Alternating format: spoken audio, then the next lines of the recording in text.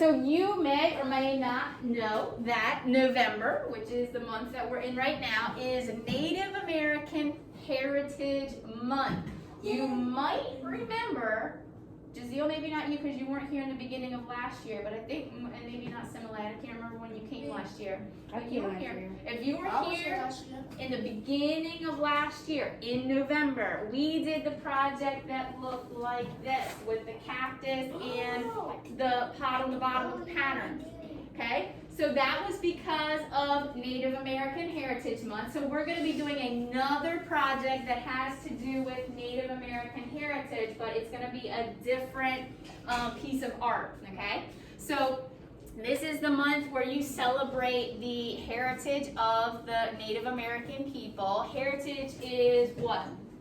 It's like celebrating your culture, your ancestors, people that you are related to, but like a while ago. So not like your grandma, like your great-great-great-great-great-great-great-grandma, okay? People that you're related to, but like, you know, hundreds of years ago. So you're celebrating, November is a whole month to celebrate the culture, the traditions, and the ancestors of the Native American people. So here's a picture of what Native Americans looked like, you know, hundreds of years ago. Do people wear that stuff now? No. Yeah. Well, I mean, you could if you were like celebrating. So sometimes the Native Americans have something called a powwow. Have you ever heard of it? Sometimes sometimes the Nanacook, you know, the Nanacook Indians, sometimes they have the powwows. Powwow is just like basically a celebration. It's a time to celebrate the cultures and the traditions of the Native American people. So sometimes if you're having a powwow, you might wear those outfits. So last year I showed you these same pictures. Native Americans are known for many types of arts, like making baskets or dream catchers or these turquoise pieces of jewelry. All right, so totem poles are another form of Native American art. So the only people that I know of that make totem poles are the Native American people. So they basically invented this form of art.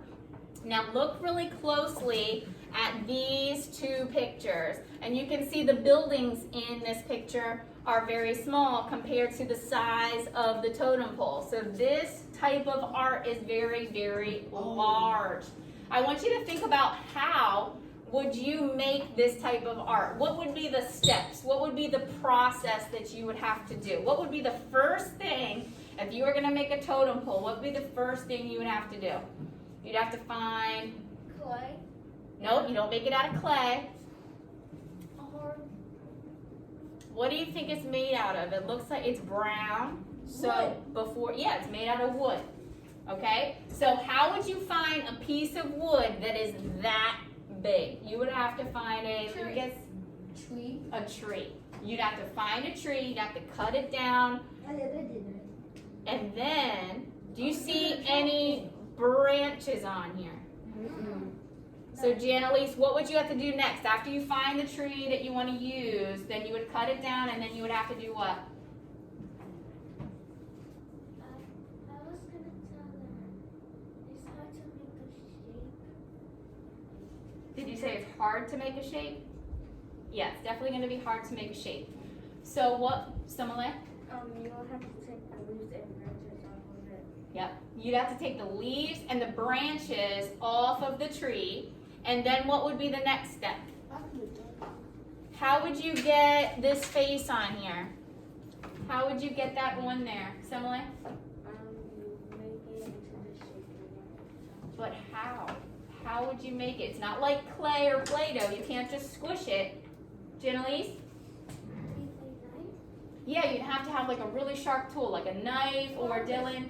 Carve it in there. Carve it, right? There's special tools that you can have that are carving tools. They're basically like knives, except some of them are kind of called, I think they're called a chisel, okay? So you'd have to have a sharp tool and you'd have to kind of scrape away some of the wood and then you could carve the shapes that you want. So Native Americans most of the time will use different kinds of animals. Remember how we said their clothing was made from animal skins and things? And they like to wear like feathers in their hair, that comes from animals. So animals are really important in their culture, so they like to represent them in their artwork also. So you can see I'm going to use this thing. You can see there's a bird up at the top. It looks almost like there might be another animal right here. I see some eyes and some feet, or maybe that's just decorations on the bird. Then I see another face here of possibly another animal and maybe like a little baby animal on top. And then I see a face here. So humans, animals, definitely gonna be Native American designs that you would see on a totem pole. So after you carve it, then what would be the last step? Not for this one, but for this one. What would be the last step you would have to do for that totem pole? Alan? After you carve it, what's the last step that you would have to do? Like design or color it? Yeah, design it or color it. And so you're probably going to use paint, okay? Because these are going to be outside. They're too big to bring inside. They're going to be outside in the rain and the snow and the wind and the sun. So you're going to use a paint so that it would last longer, okay? Or in this case, you don't have to paint it at all. Does anybody recognize this totem pole? It's somewhere in Delaware. Giovanni? Rehoboth. It's not Rehoboth, but it's close to Rehoboth. It is one of those beach cities. Oh. It's not Ocean City. Ocean City's technically in Maryland. Wait. It's one that starts with a B. I know what I'm No beach. No. No, not beach. Giovanni? Bethany. Yes, it's in Bethany. So if you are driving to the beach and you're going to Bethany Beach, you're going to see this totem pole when you come into town, because this is the road that goes right to the ocean. So on the other side of, let's go back. On the other side of these buildings is the ocean. So it is in Bethany Beach. So next time you go to Bethany, keep an eye out for the totem pole. I kicked it before. You've kicked a totem pole? What? All right, now this project is going to take at least 3 weeks to complete it. I will tell you why. Because we're going to do step by step. So obviously we're going to need to practice drawing the Native American symbols, the animals. If you want to do a human like the other one, this one has a sun on it. Different symbols mean different things. So you're going to practice doing that today in your sketchbook. If you don't have a sketchbook, then I'll just give you a piece of paper to practice. The next week, I'm going to actually give you a paper towel too. I have some in my classroom. For the people that are at home, you're going to need to, between today and next week, find, save, or ask a family member, maybe your grandma, for a paper towel tube.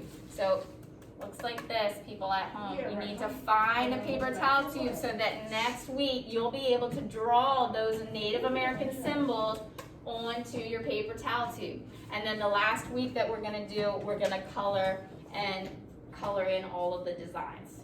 And if you want to, you can add some wings and add some beaks. You can add some paper to it. Yeah.